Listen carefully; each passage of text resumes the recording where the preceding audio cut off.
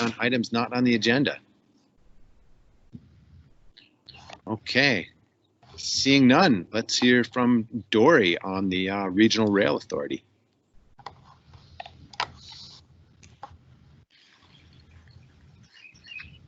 I don't see Dory's with us yet, Okay. so can Well, we?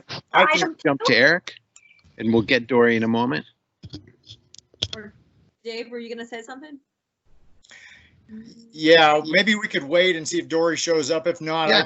I can speak to the item too. So, but we can wait. Does anybody want to send her a text or something? Yeah, I can do that. Okay, thanks. All right, then let's just jump to Eric and we'll catch Dory when she joins us. So, Sure. Eric, would you like to talk about the Main Street Bridge TSEP replacement? Yeah, so this is another minor step in the process. You may recall that we were awarded the grant a few years ago. You signed the notice of award on April 30th, the construction services agreement on May 14th, and this is the last step in the startup process. Since this is a fairly tight construction window, because the detour route goes through the school property with a 75 calendar day window, they wanted to establish quite definitely the beginning and ending dates. So this will put them right at the 75-day window to have substantial completion of the project required by August 14th. So we would recommend that this notice to proceed be signed. Great. Any Okay. questions? No. I move that the chair sign the notice to proceed. I'll second that. Great, all in favor? Aye. Aye, nice. Thank you. Thank you, Eric. Thanks, Eric. Mr. Wall, Hey there. hey. Nice to see everybody. So this is something that's been a little while coming.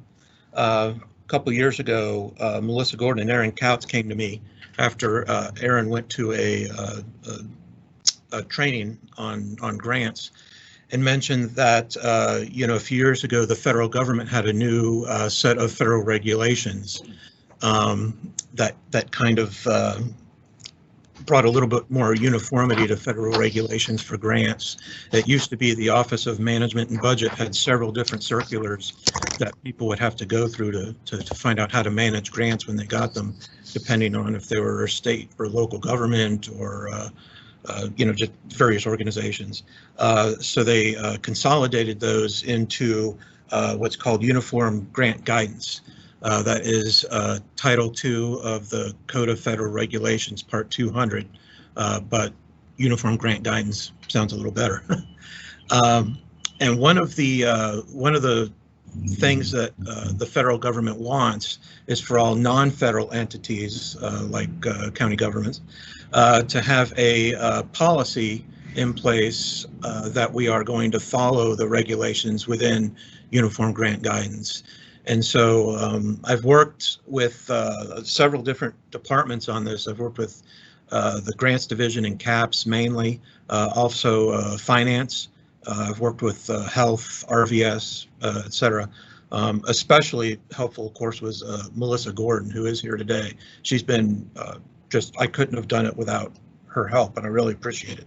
So what we did is we had these two old grants policies that dealt with the old circulars and are out of date. And so I just consolidated those into one new up-to-date federal grants policy. And the second item that I have has to do with the Uniform Grants Guidance also. It's updating two policies, our conflict of interest policy and our disposal of county property policy, also to conform to Uniform Grants Guidance. And so, and I sent those updates to you all, so I'll be happy to answer any questions or what have you. No, thanks for thanks for bird dogging these policies, Dave. Sure. It's good to whip these into shape. Absolutely. Yeah, Dave, I appreciate it. I feel like this is kind of cut from the same cloth as your interest in making our procurement policies align with our values, and Mhm. good job on making policies fit where we are right now. I'm excited to see this happen. Well, thank you. Yeah, I'll move items 3 and 4. Second. All right, all in favor?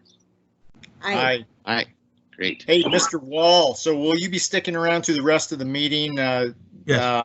Okay, I've got a item I'd like to bring up as a discussion point, some of what we discussed on the phone the other day. So, Oh, great.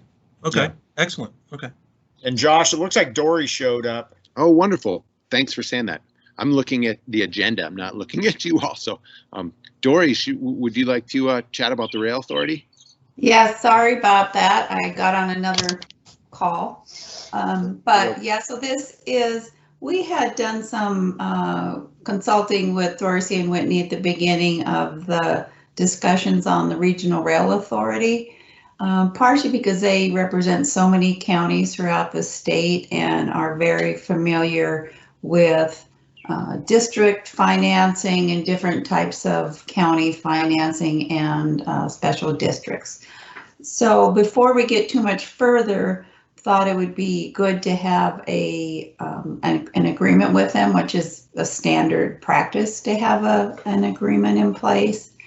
So that's what is before you today for the Rail Authority. We don't plan until there's some money in the budget to use them.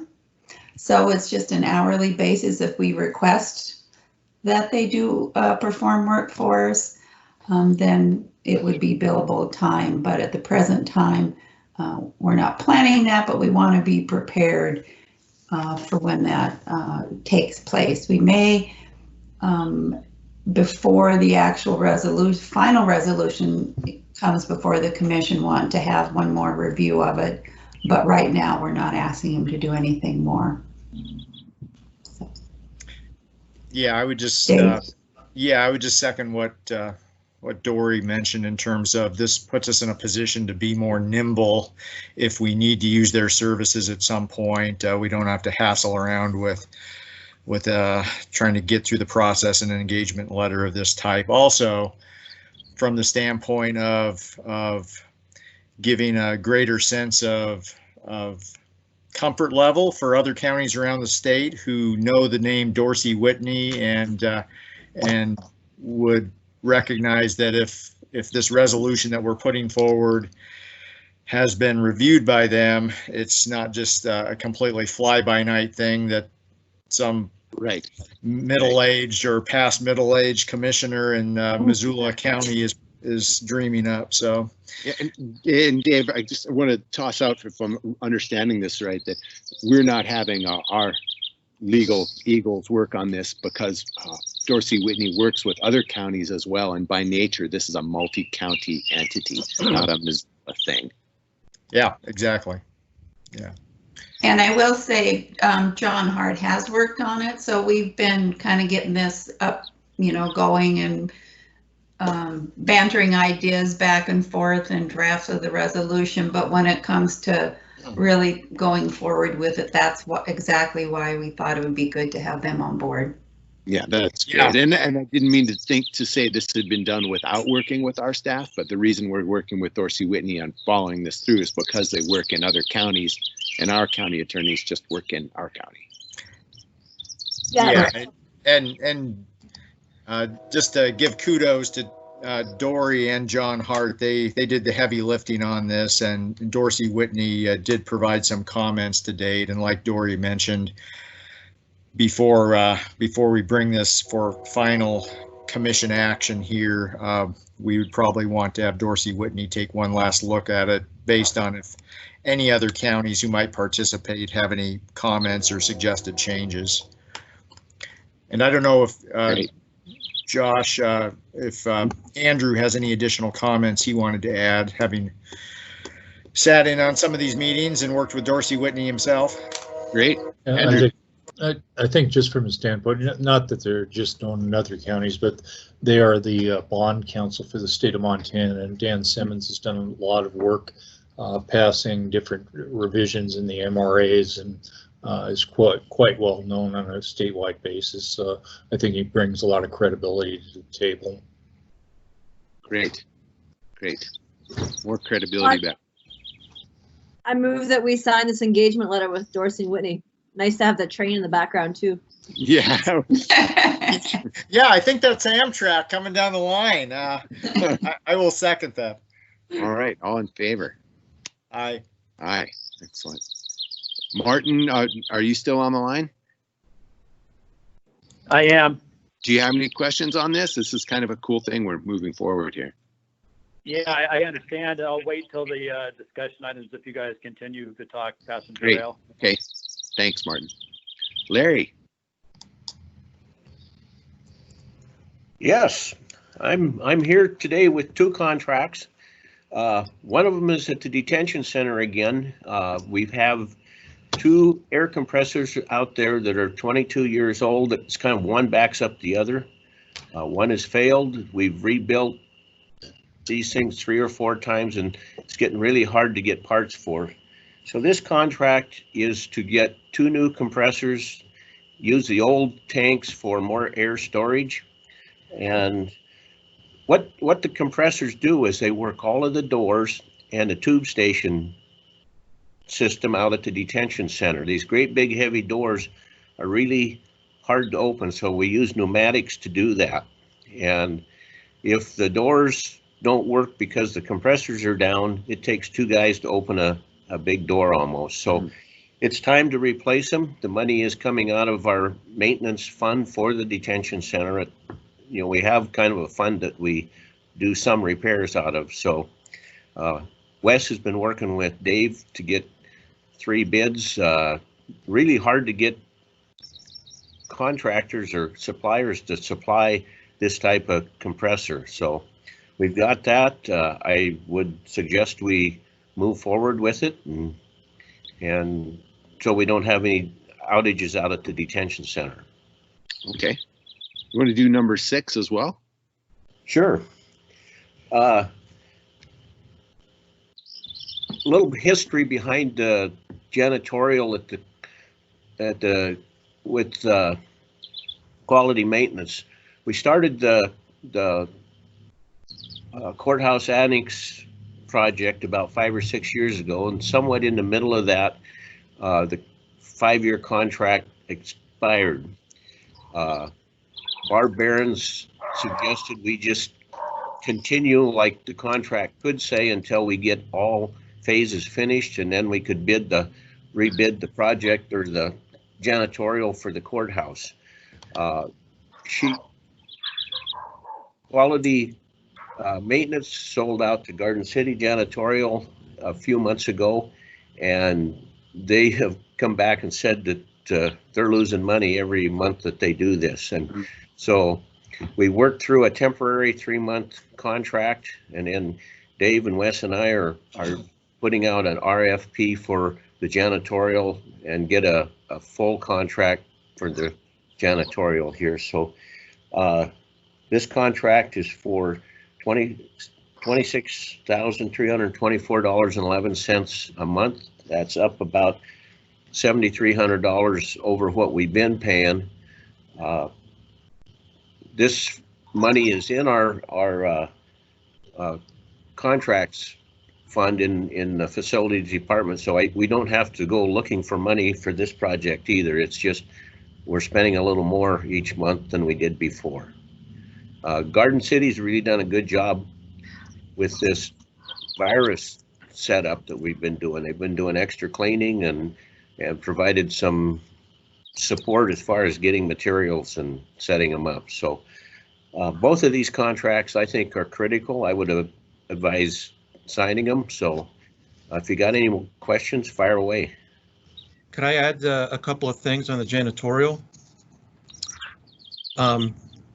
It is a little bit more, and the main reason it's more is that on a contract of this size, the contractor needs to pay prevailing wages, because they were not under contract, their contract had lapsed for so long, they actually were not paying the prevailing wages to their staff. So this contract does include a pretty significant wage increase for the people who work for them, because they need to pay those prevailing wages. That's why it's a little bit more. On the RFP, this is really a great opportunity to again, talk about what our ideals are as a county. We're going to, in the forefront for this RFP, make sure that any janitorial company we choose uses green products that are certified environmentally friendly, and as a very important factor in choosing the vendor on that. So it's just another good opportunity to kind of move us forward where we want to be.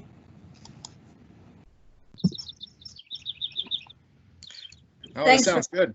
Yeah, thanks. Thanks, Larry. I'll move that we approve items 5 and 6. Second. All in favor? Aye. Great. Thank you, Larry. You bet. Thank you, guys. I really appreciate it. Thank you. Do we have correspondence? I don't have any correspondence for you. Okay, on to discussion items. Dave, you want to kick us off here on passenger rail? Yes, I can't remember the last time I provided an update, but there's been a lot going on. Some might wonder why, in the midst of COVID-19 or some of the social unrest that we're currently wrestling with, we would be talking about rail. And the point I would make, or the points I would make, is that in the last 3 months, nothing has changed in terms of the need for more sustainable modes of transportation here in Montana and throughout the nation. And also, this has everything to do with economic recovery. And there are tremendous economic benefits that accrue to passenger rail, as we've seen in our very own state up along the High Line with the Empire Builders. So this is, in my estimation, no time to let off the accelerator, and we need to position ourselves for emerging from the economic crisis that we've been experiencing. So some of what's been going on over the last number of weeks. Here, a few weeks ago, I participated in a multi-state conference call, video conference with Transportation for America. This included the states of Washington, Oregon, Idaho, Utah, and Montana, looking at some opportunities to emulate what has been pretty successful in the Southeast by way of the Southern Rail Commission. So we are clearly focused on what we can do here in Montana between counties to establish a passenger rail authority, but kind of on a similar track would be, how can we further this initiative by collaborating with other states to have a multi-state rail commission? The way it works in the Southeast with Alabama and Louisiana is that the governors of those states, and this is, the Southern Rail Commission is a congressionally established entity, and that might be something that we pursue also, working with our collective delegations across state lines.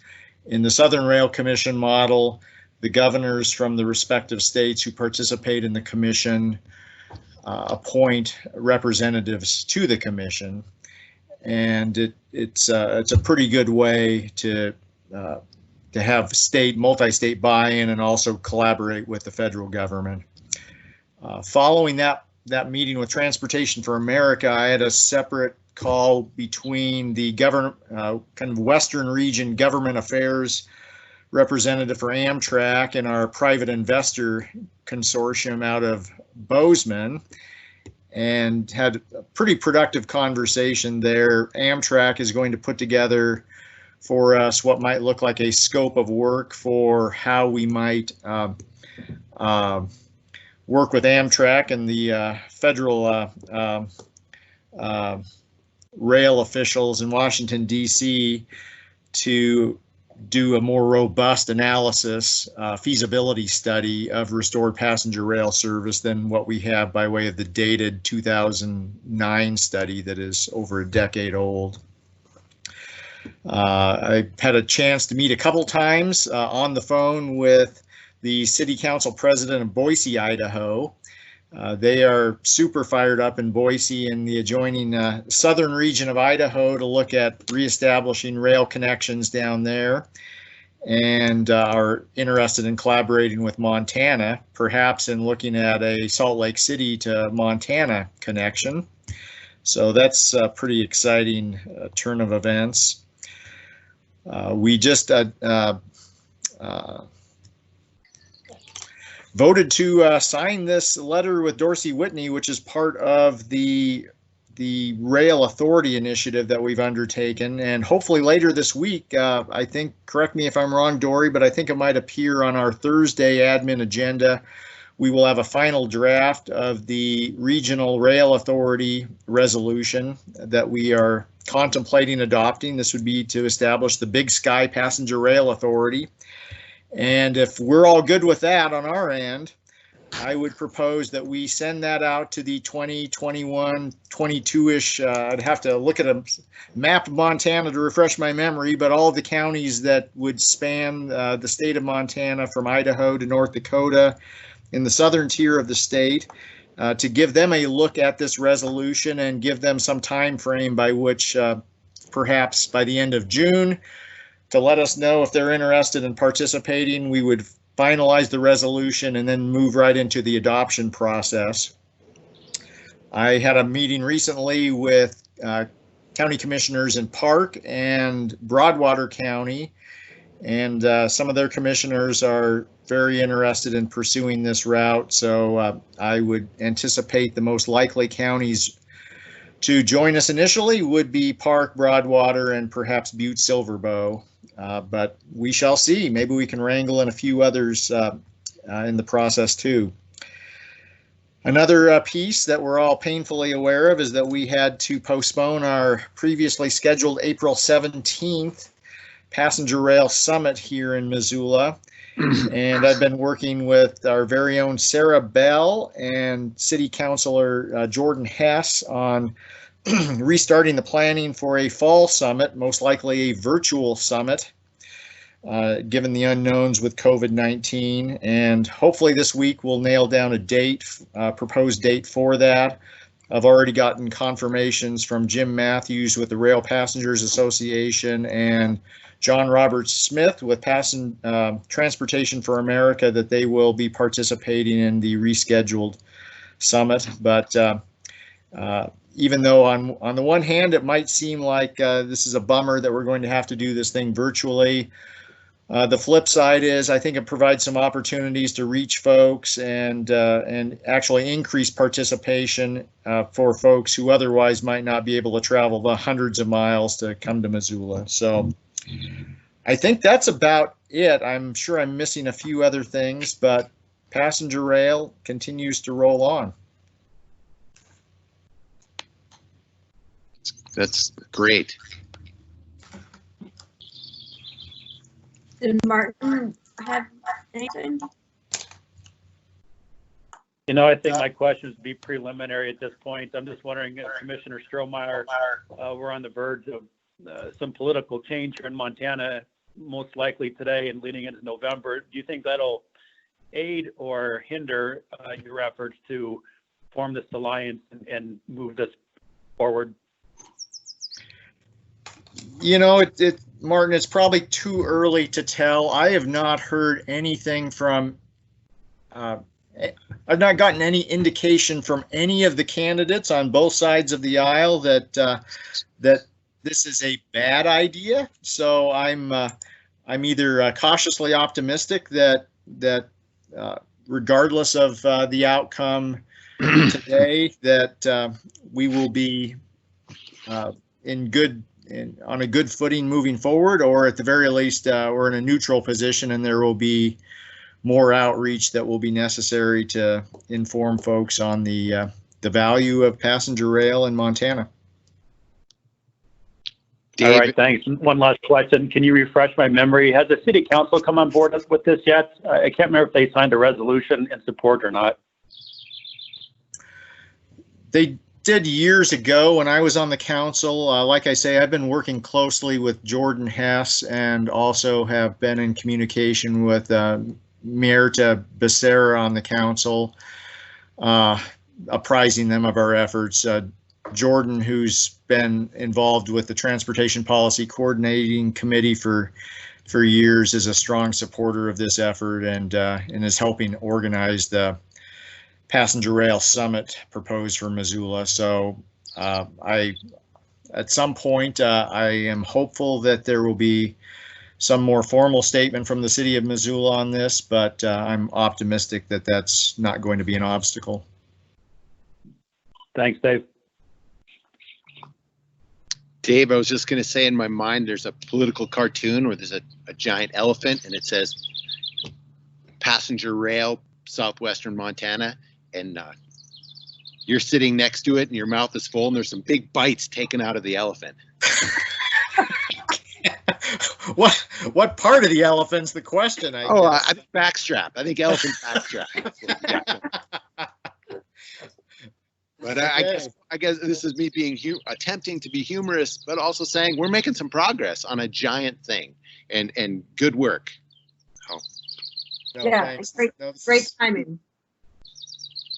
Yeah, thanks for the support, everyone. Okay, do we have any COVID-ish things to talk about?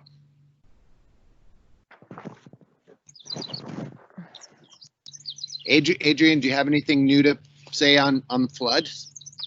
Yeah, I mean, the picture continues to actually improve a little bit in that we did not get as high as we thought we would with this last warm weather bump. We have lost an alarming amount of snowpack just in the last 72 hours. Just for context, the Bitterroot is sitting at about 40% of snowpack, where they were sitting close to 100% pre this last warm up.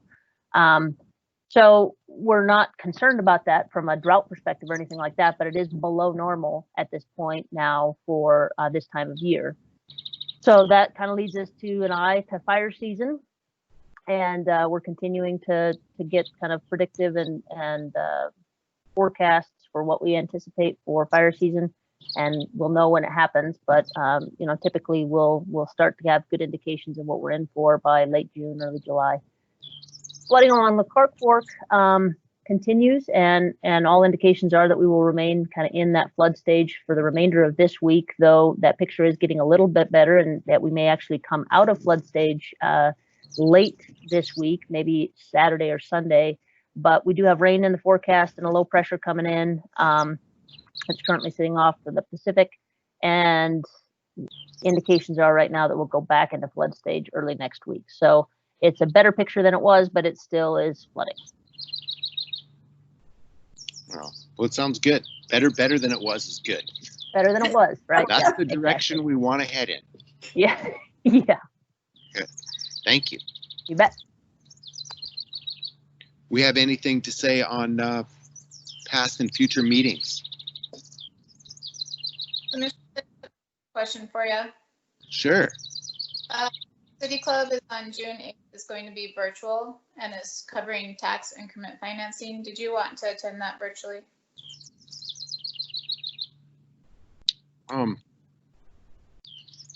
Yeah, let's say I'll attend that virtually. I may have to peel off at some point, but that's easy to do in a crowd. So, Great. Thank you. Yep. Dave or Juanita, do you want to attend? Yeah, sure.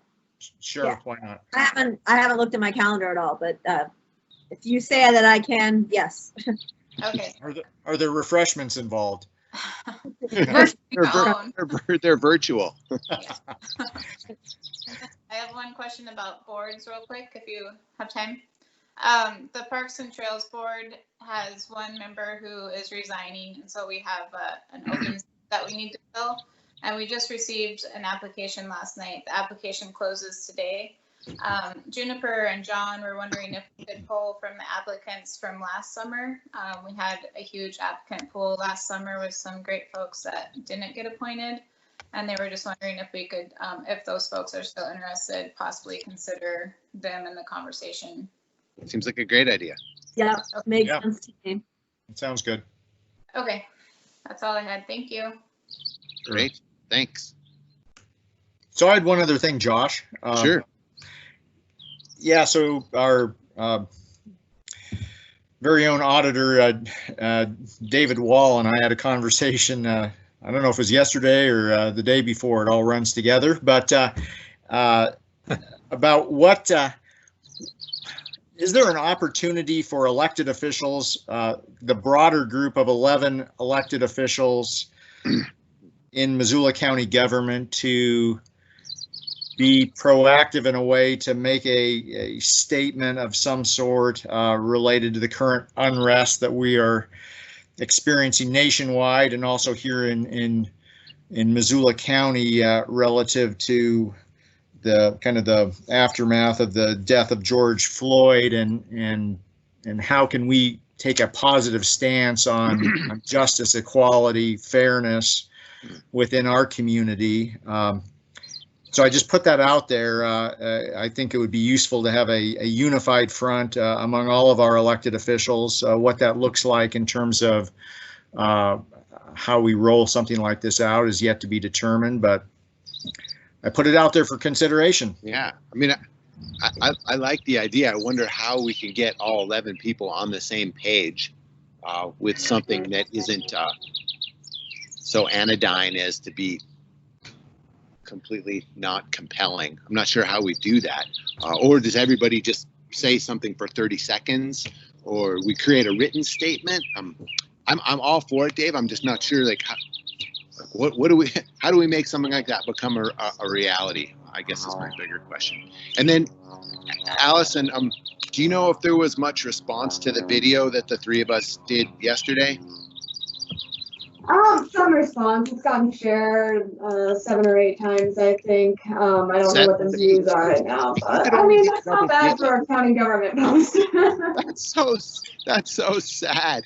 Well, and I guess on that front, and that's why I'm thinking, is there an opportunity to ramp this up? Because we were taking a little heat on social media yesterday for like, where's local government in all of this? And well, where are more than 7 people looking at our website? I guess is there? Martin, are you still on the line? Martin sensibly bailed. Was that a yes or no? He's not. He's not there.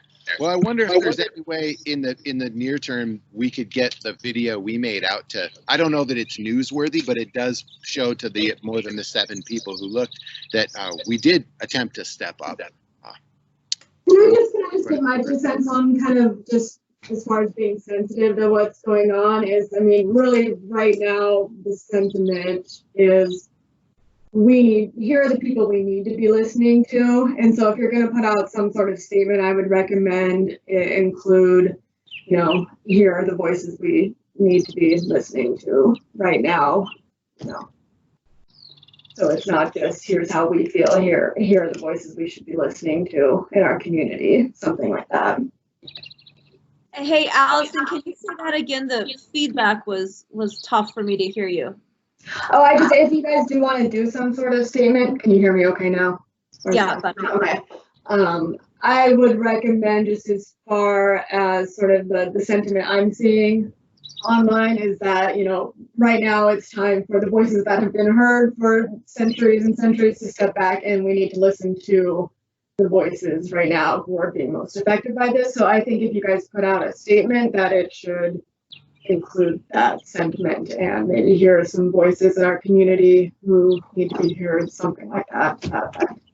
Well, towards that end, rather than the 11 of us speaking, or even the 3 of us, and maybe it's a good thing that only 7 people saw our video yesterday.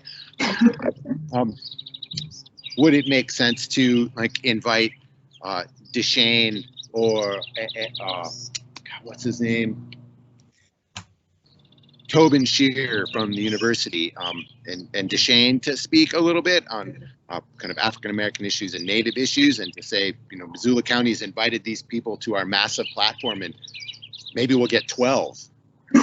Well, I think elevating those voices would be, you know, with your support behind them, I think that would be more important. I mean, I guess maybe the proof is in the pudding there on 7, but I was proud of what the 3 of us said, and I was too. And more people viewed it than 7. That's how many people shared it on social media. Well, are we over 10, Allison? Social media channel. It was posted on Twitter. It was shared on Twitter. I mean, I don't want to I know it's not like thousands of people, so I don't want to like totally get your hopes up, but I thought your message was lovely. It was mentioned in a Missoulian article that ran today. It was shared by multiple people on Facebook. So 7 is depressing, but it's more than that. So I just wanted to throw that out there.